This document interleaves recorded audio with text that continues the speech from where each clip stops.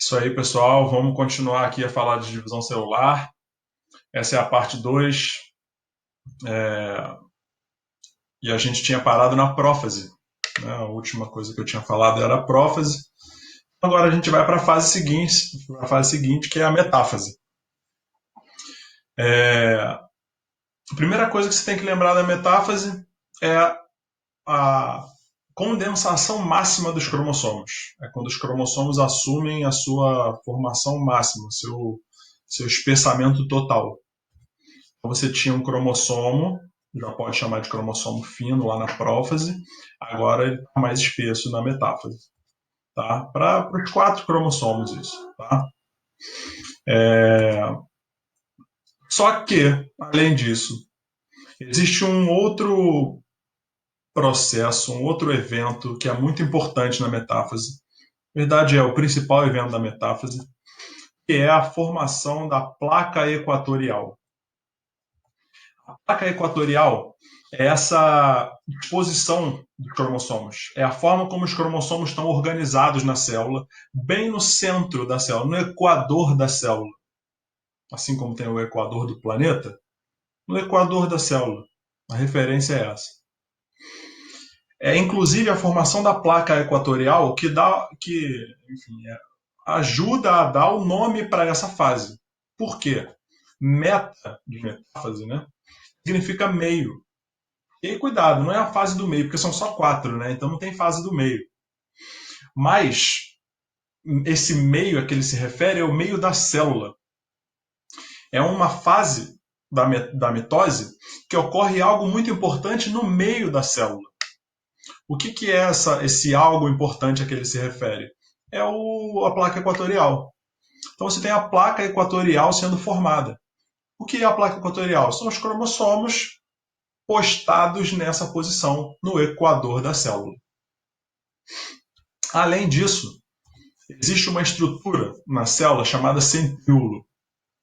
Centríolo é uma organela celular, é uma estrutura que fica na célula, que é responsável pela produção de umas proteínas que se ligam aos cromossomos, chamadas de fusos acromáticos. Então aí estão representados 8 fusos acromáticos.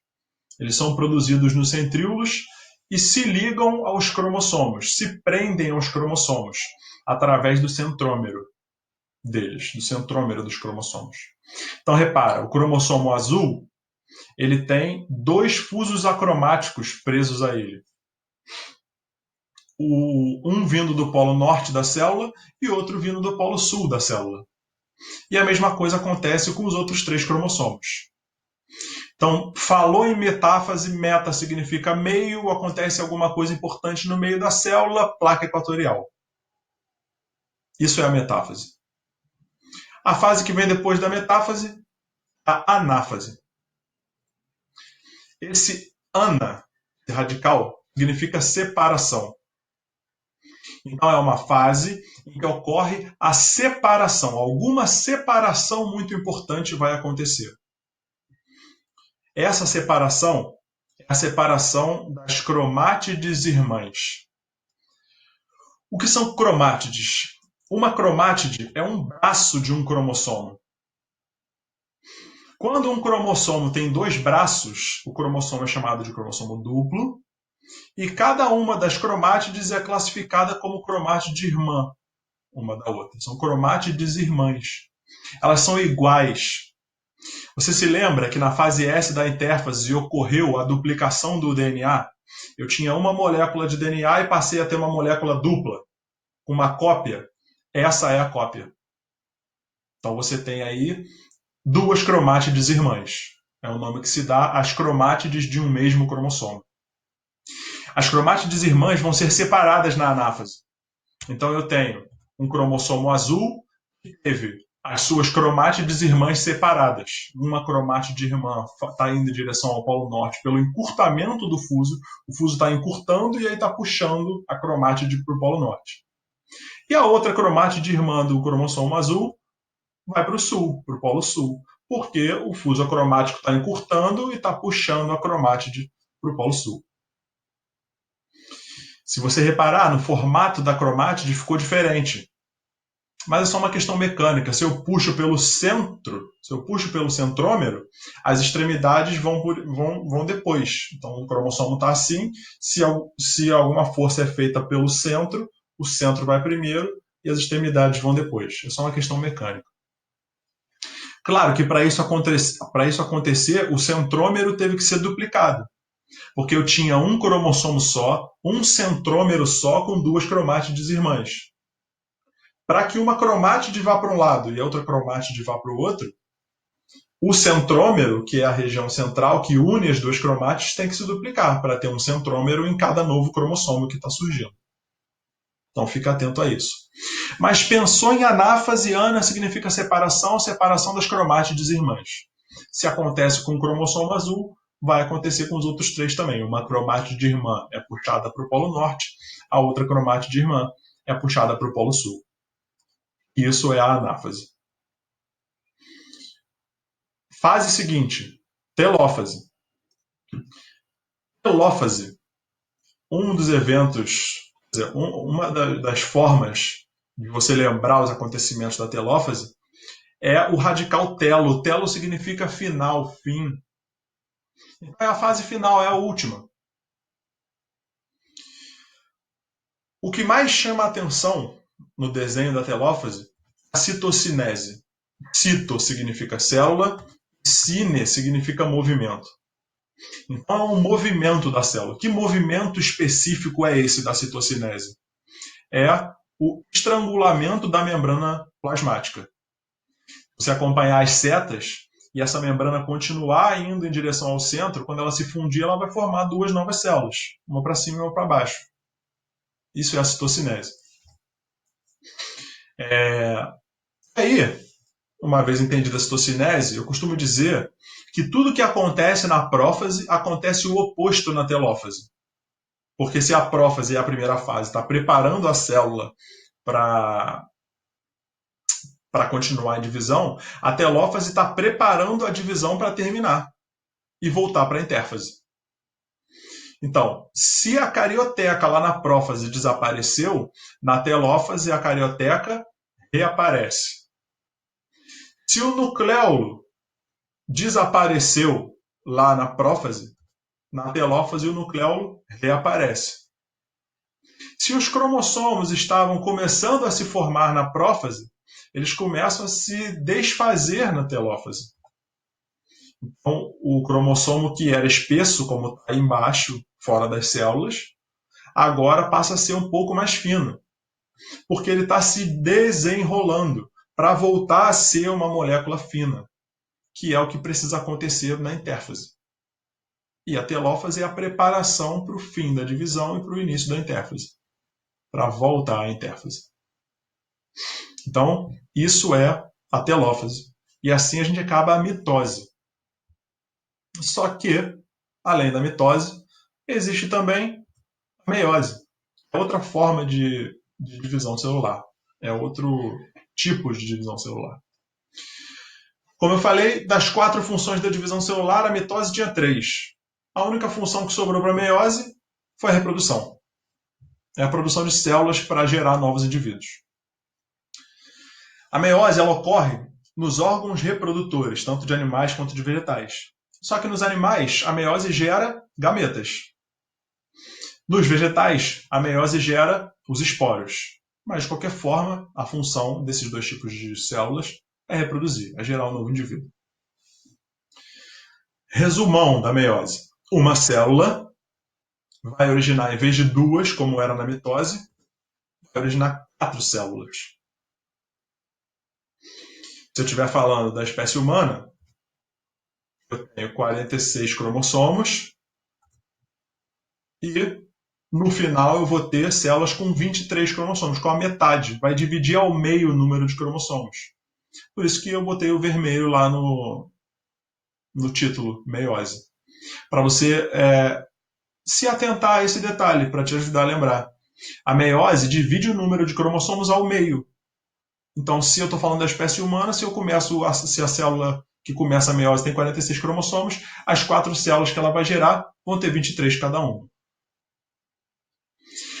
Se você reparar bem, também diferente do que acontecia com a mitose, quando uma divisão só era total, a mitose se completa com uma divisão só, a mitose. Na meiose, para que ela se complete, eu preciso obrigatoriamente que haja duas divisões. A primeira se chama meiose 1, a célula original gera duas, e cada uma dessas células se divide em outras duas, totalizando 4, numa divisão que é chamada de meiose 2. Então a meiose é composta por meiose 1 e meiose 2 em sequência.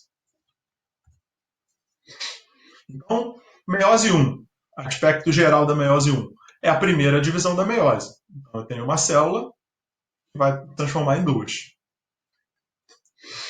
Se eu estiver falando da espécie humana, estou falando de uma célula com 46 cromossomos, que ao final da meiose 1 vai apresentar, cada uma das células vai apresentar 23. Então houve uma redução do número de cromossomos. Por isso a meiose 1 é chamada de divisão reducional. Ela reduziu o número de cromossomos. Assim como a mitose é dividida em 4 fases, a meiose 1 também é dividida em 4 fases. E inicialmente receberam o mesmo nome, prófase, metáfase e anáfase e telófase na mesma ordem.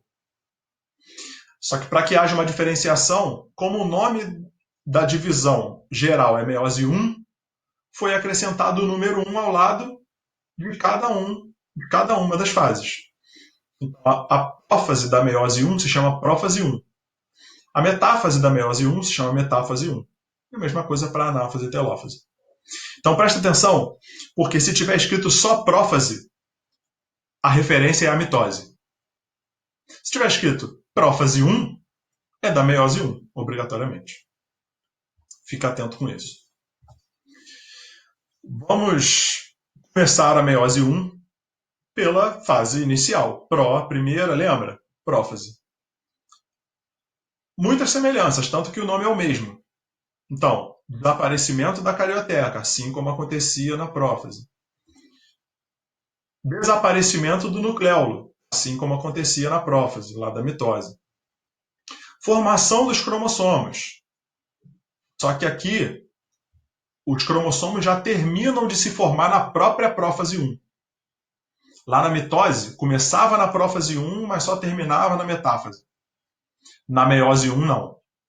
Começa na prófase 1 e já termina. A condensação total dos cromossomos já termina na própria prófase 1. E aí você espero que você não tenha deixado de perceber que os cromossomos homólogos estão próximos um do outro. Isso é o que se chama de pareamento de cromossomos homólogos. Pareamento de formar pares mesmo. Então eu tenho 2 cromossomos homólogos lado a lado. Tanto o azul e o laranja, quanto os menorzinhos, o vermelho e o amarelo. Esse posicionamento é muito importante para que haja o crossing over. O que é o crossing over? É a troca de pedaços entre cromossomos homólogos. Se você reparar lá no cromossomo azul, o cromossomo azul está com uma parte do cromossomo laranja, que é a parte que foi perdida do cromossomo laranja, que foi substituída pelo pedaço do cromossomo azul. Então é uma troca de pedaços. Um pedaço do cromossomo laranja passa a ser o azul e um pedaço do cromossomo azul passa a ser o laranja. A mesma coisa com o vermelho e com o amarelo. Qual é a grande importância do crossing over? É aumentar a variabilidade genética. É aumentar a diferença genética entre os indivíduos. Porque você não pode esquecer que a meiose é para produzir gametas. E o gameta vai originar um novo indivíduo. Então, se eu gero gametas com uma grande variabilidade genética, com uma grande variação entre os genes, eu vou ter uma grande variabilidade genética entre os indivíduos também. Mas por que a variabilidade genética é importante? Imagina uma população de indivíduos, obviamente da mesma espécie, população da mesma espécie, onde todos são iguais. E aí suponha que a resistência ao frio, por exemplo, seja uma característica genética. Essa população vive num ambiente ameno. Alguma coisa aconteceu no ambiente que essa temperatura diminuiu muito drasticamente. Se um indivíduo não é capaz de resistir a tanto frio, todos os outros que são geneticamente iguais a ele também não vão resistir e essa população acaba. Agora, imagine essa mesma situação com variabilidade genética. Tem vários indivíduos diferentes geneticamente. O ambiente é ameno, a temperatura é amena. Resistir ao frio é uma característica genética. Se um indivíduo não resiste ao frio e morre, como os outros indivíduos são diferentes dele, pode ser que algum indivíduo ou alguns indivíduos sobrevivam e assim a população não se extingue, não acaba. Então a variabilidade genética é muito importante por causa disso, tá? Para aumentar a chance de sobrevivência de uma população a mudanças bruscas no ambiente. E o crossing over, que é essa troca de pedaços, proporciona isso. E, então você já viu aí duas grandes diferenças, né? Da prófase 1 para a prófase, da mitose, que é o pareamento de cromossomos homólogos e a troca de pedaços entre eles, que é o crossing over. A terceira diferença importante é que na prófase 1 já começa a migração dos cromossomos. Migração para onde? O equador da célula. Então, eles já começam a se deslocar para o meio da célula. Inicia o deslocamento. E assim a gente termina a prófase 1. No próximo vídeo, a gente continua falando da meiose. Obrigado.